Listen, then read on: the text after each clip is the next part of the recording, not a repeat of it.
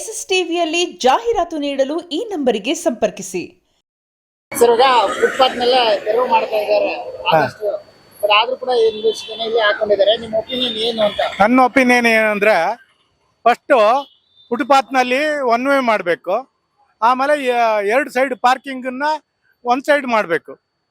ಎರಡು ಸೈಡು ಗಾಡಿ ನಿಲ್ಲಿಸ್ತಾರೆ. ಮೆಟ್ರೋಗೆ ಹೋಗುವವರೆಲ್ಲ ಗಾಡಿಯಲ್ಲಿ ನಿಲ್ಲಿಸ್ಬೇಕು.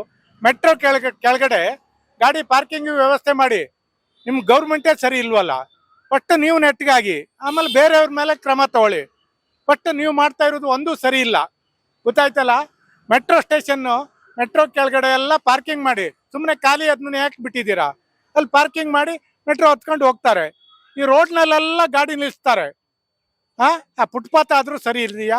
ಆ ರೋಡ್ ಫಸ್ಟು ಈ ಗುಂಡಿ ಅದನ್ನೆಲ್ಲ ಮುಚ್ಚೋದನ್ನು ಫಸ್ಟ್ ಮಾಡಿಸು ಕೇಳಿ, ಗೊತ್ತಾಯ್ತಲ್ಲ. ಈ ಥರ ಅವ್ಯವಸ್ಥೆ ಆಗಿದೆ ಇದು. ಸುಮ್ಮನೆ ಬೀದಿ ವ್ಯಾಪಾರದವ್ರಿಗೆ ತೊಂದರೆ ಕೊಟ್ಟರೆ ಏನು ಪ್ರಯೋಜನ? ನೀವು ಫಸ್ಟ್ ಗಾಡಿ ಪಾರ್ಕಿಂಗ್ ವ್ಯವಸ್ಥೆ ಮಾಡಿ. ಅದು ಮಾಡಿದ್ರೆ ಎಲ್ಲ ಸರಿ ಆಗುತ್ತೆ. ಅಂದ್ರೆ ಇಲ್ಲಿ ಸುತ್ತಮುತ್ತ ಯಾವ್ದು ಪಾರ್ಕಿಂಗ್ ವ್ಯವಸ್ಥೆ ಇಲ್ಲ, ಎಲ್ಲ ನೋ ಪಾರ್ಕಿಂಗ್. ಇದು ಎಲ್ಲ ನೋ ಪಾರ್ಕಿಂಗ್ ನಲ್ಲೇ ಗಾಡಿ ನಿಲ್ಲಿಸ್ತಾ ಇದ್ದಾರೆ. ಅದು ಎರಡು ಸೈಡು ಪಾರ್ಕಿಂಗ್, ಎರಡು ಸೈಡ್ ಗಾಡಿ ಓಡಾಡ್ತಾ ಇದೆ. ಒನ್ ವೇ ಮಾಡಬೇಕು. ಪಾರ್ಕಿಂಗ್ ಒಂದು ಸೈಡ್ ಪಾರ್ಕಿಂಗ್ ಮಾಡಬೇಕು. ಇಲ್ಲ 1, 2, 1, 2, 3, 4 ಆ ಥರ ಆ ಡೇಟಿಗೆ ಆ ಕಡೆ ಈ ಕಡೆ ಚೇಂಜ್ ಮಾಡಬೇಕು. ಇಲ್ಲೆಲ್ಲ ಅಡ್ಜಸ್ಟ್ಮೆಂಟು ಎಲ್ಲ ಹೋಟ್ಲವರು, ಅಂಗಡಿಯವರು ಎಲ್ಲ ಪೊಲೀಸ್ನವರಿಗೆ ಅಡ್ಜಸ್ಟ್ಮೆಂಟ್ ಮಾಡ್ಕೊಂಡ್ಬಿಟ್ಟಿದ್ದಾರೆ. ಅವ್ರಿಗೆ ಮಾಮೂಲಿ ಹೋಗುತ್ತೆ. ಅದರಿಂದ ಹಿಂಗೆ ನಡೀತಾ ಇದೆ. ಸಾಕಷ್ಟು ಈಗ ಮೆಟ್ರೋ ಇಂದಾನೆ ಇಲ್ಲಿ ಟ್ರಾಫಿಕ್ ಆಗ್ತಿರುವಂತದ್ದು, ಮೆಟ್ರೋ ಓಡಾಡುವವರೇ ಬೈಕ್ ನಿಲ್ಲಿಸಿ ಹೋಗ್ತಿರುವಂತದ್ದು. ಇದರಿಂದ ಸಾರ್ವಜನಿಕರಿಗೆ ತೊಂದ್ರೆ. ಮೆಟ್ರೋದಲ್ಲಿ ಓಡಾಡುವಂತವರೇ ಸಾರ್ವಜನಿಕರು, ಆದ್ರೆ ಅವರಿಂದಾನೇ ತೊಂದರೆ ಆಗ್ತಿರೋದೇ ಸಾರ್ವಜನಿಕರಿಗೆ. ಇದನ್ನ ನಾವು ಯಾರಿಗಂತ ಕ್ವಶನ್ ಮಾಡೋದು ಸರ್? ಅದೇ ಹೇಳ್ತಾ ಇರೋದು. ಮೆಟ್ರೋ ಕೆಳಗಡೆ ಜಾಗ ಖಾಲಿ ಇದೆಯಲ್ಲ, ಅಲ್ಲಿ ಪಾರ್ಕಿಂಗಿಗೆ ಯಾಕೆ ಮಾಡಬಾರ್ದು? ಅಲ್ಲೇ ಗಾಡಿ ನಿಲ್ಲಿಸಿ ಮೆಟ್ರೋದಲ್ಲಿ ಹೋಗ್ತಾರೆ. ಈಗ ನೋಡಿ, ಮೆಟ್ರೋ ಸ್ಟೇಷನ್ ಅಲ್ಲಿ ಇರುವುದು ಇಂದ್ರಪ್ರಸ್ಥ ಎದುರುಗಡೆ. ಇಲ್ಲಿ ಗಾಡಿ ನಿಲ್ಲಿಸಿ ಅಲ್ಲಿಗೆ ಹೋಗ್ತಾರೆ.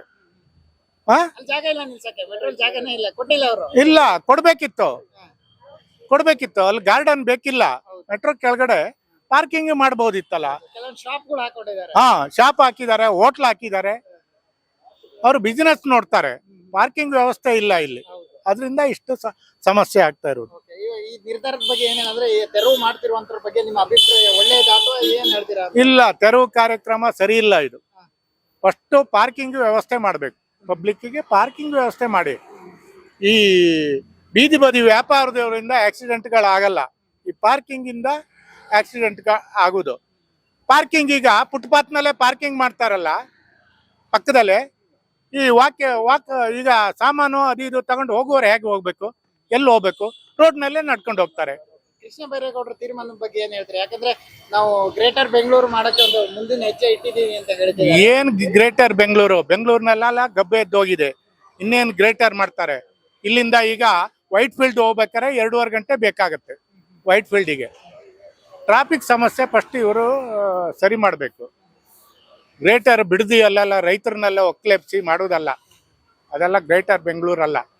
ಜನರ ಸಮಸ್ಯೆ ಬಗ್ಗೆ ನೀವು ಫಸ್ಟ್ ಪರಿಹಾರ ಕಂಡು ಹಿಡಿಬೇಕು. ಕೃಷ್ಣ ಬೈರೇಗೌಡರು ಮಾಡ್ತಿರೋದು ಸರಿ ಅನ್ಸುತ್ತೆ ನಿಮ್ಗೆ? ಇಲ್ಲ, ಸರಿ ಇಲ್ಲ. ಅವ್ರು ಮಾಡ್ತಾ ಇರೋದು ಸರಿ ಇಲ್ಲ. ಏನ್ ಹೇಳ್ತಾರೆ ಕೊನೆ ಬಾರಿ ಅಂತ ಹೇಳೋದಾದ್ರೆ? ಅಂದ್ರೆ ಈ ತೆರವು ಹೀಗೆ ಇರ್ಬೇಕನ್ನುವಂಥದ್ದು ನಿಮ್ಮ ವಾದ? ಫುಟ್ಪಾತ್ ಹೀಗೆ ಇಲ್ಲ ಸರ್. ಈ ಪಾರ್ಕಿಂಗಿಗೆ ವ್ಯವಸ್ಥೆ ಮಾಡಿ, ಎಲ್ಲ ಸರಿ ಆಗುತ್ತೆ. ಪಾರ್ಕಿಂಗಿಗೆ ಇಲ್ಲ, ಒಂದ್ ಮನೆಗೆ ಒಂದೇ ವೆಹಿಕಲ್ ಅಂತ ಮಾಡಬೇಕು. ಒಬ್ಬರೊಬ್ಬರ ಮನೇಲಿ 5-6 ಸ್ಕೂಟ್ರು, ಕಾರ್ಗಳು ಇಟ್ಕೊಂಡಿರ್ತಾರೆ. ಒಂದು ಕಾರ್ ರಿಜಿಸ್ಟರ್ ಆಗಿತ್ತಾನಲ್ಲ, ಅವರ ಹೆಸರಿಗೆ ಇನ್ನೊಂದು ಕಾರ್ ಅಥವಾ ಬೈಕ್ಗಳು ಅವರಿಗೆ ಕೊಡಬಾರ್ದು. ಇಲ್ಲ, Saturday Sunday full traffic free ಮಾಡಬೇಕು. ಆ ಥರ ಮಾಡಬೇಕು. ಆಗಲ್ಲ.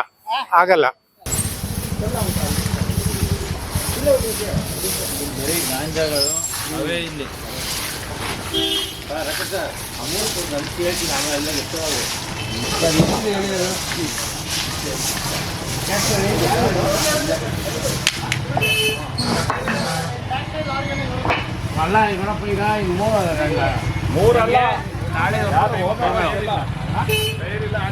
ಅಲ್ಲ, ಏನಾಗಿದೆ ನಾಳೆ ಗಂಟೆ ಟೈಮು ಇಲ್ಲ, ಅದೇ ತಗೊಂಡು ಡಬ್ಬಿಂಗ್ ತಗೊಂಡು ಮಡಿಕೋ ಆ ಕಡೆ ಇರೋವು ಎಲ್ಲ ಒಂದು ಇಟ್ಕೊಡ್ದು ಫುಟ್ಪಾತ್ ಮೇಲೆ ಏನೈತಿರ್ಬಾರ್ದು, ಖಾಲಿ ಸೈಡ್ ತಗೊಂಡು ಅಷ್ಟೇ ಎಲ್ಲಾನು ಬರ್ತೀವಿ, ಗೊತ್ತಾಯ್ತಾ? ಏನಾರು ಇತ್ತು ಅಂದ್ರೆ ಸಾಯಂಕಾಲ ತಗೊಂಡೋಗಿ ಎಲ್ಲ ಅವರೇ ಎಲ್ಲ ಕಳಿಸ್ಬಿಡಿ ಹೇಳ್ತೀನಿ. ಅವು ನಮ್ಮದಾ ಅವ್ರಿಗೂ ಹೇಳ್ಬಿಡೋದು ಯಾರು ಯಾವ್ದಾರ ಒಂದು ಖಾಲಿ ಸೈಡ್ ಫುಟ್ಪಾತ್ ಮೇಲೆ ಏನು ಸೈಡ್ ಇಲ್ಲ. ಫುಟ್ಪಾತ್ ಮೇಲೆ ಏನಿದು